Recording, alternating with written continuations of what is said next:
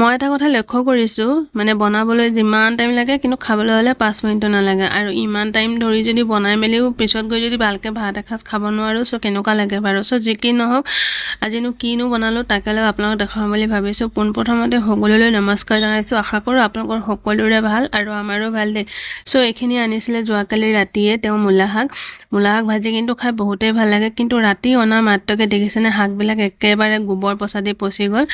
চ' কিনো কৰিম শাকখিনিতো পেলাই দিবলগীয়া হ'ল আৰু মূলা মানে যোনবিলাক ঠাৰিবিলাক আছিলে সেইখিনি এনেদৰে কাটি মেলি বাছি মেলি ল'লোঁ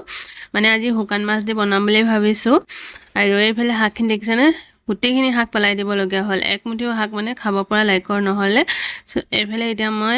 শাকখিনি পেলাই মেলি এয়া মই এইখিনি এতিয়া ধুই ল'ম যিহেতু ইমান বোকা বোকা হৈ আছিলে নহয়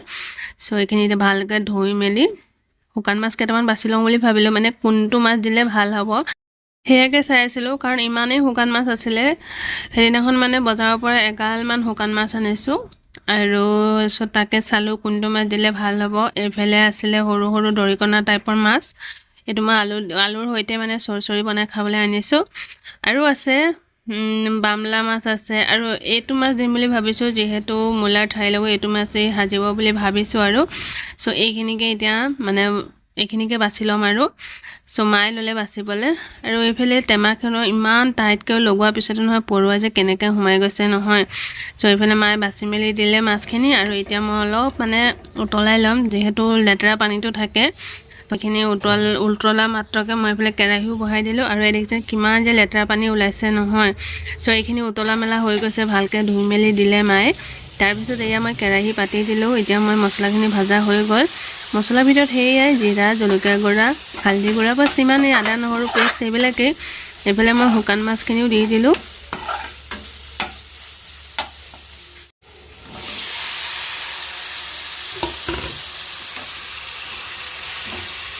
আৰু শুকান মাছখিনি অলপ ভাজা হোৱাৰ পিছতে মই মূলাৰ ঠাৰিখিনি দি দিলোঁ আৰু এনেদৰে মই মূলাৰ ঠাৰিৰ সৈতে শুকান মাছ প্ৰথমবাৰ খাম কাৰণ মই আগতে খোৱা নাছিলোঁ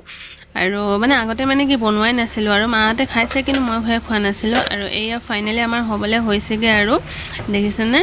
পুৰা মানে চেণ্ট ওলাই আছে আৰু এইফালে মই দি দিলোঁ কেইটামান কেঁচা জলকীয়া ফালি আৰু লগতে দি দিলোঁ ধনিয়া পাত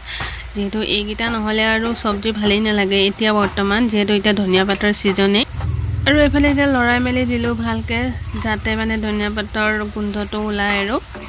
চ' অকণমান পানীও আছিলে সেইকাৰণে মানে পূৰা শুকুৱাই দিলোঁ নহ'লে ভাল নালাগিব চ' এনেদৰে অলপ টাইম ৰাখি দিলোঁ তাৰপিছত আৰু এয়া ফাইলোঁ আৰু হ'লগৈ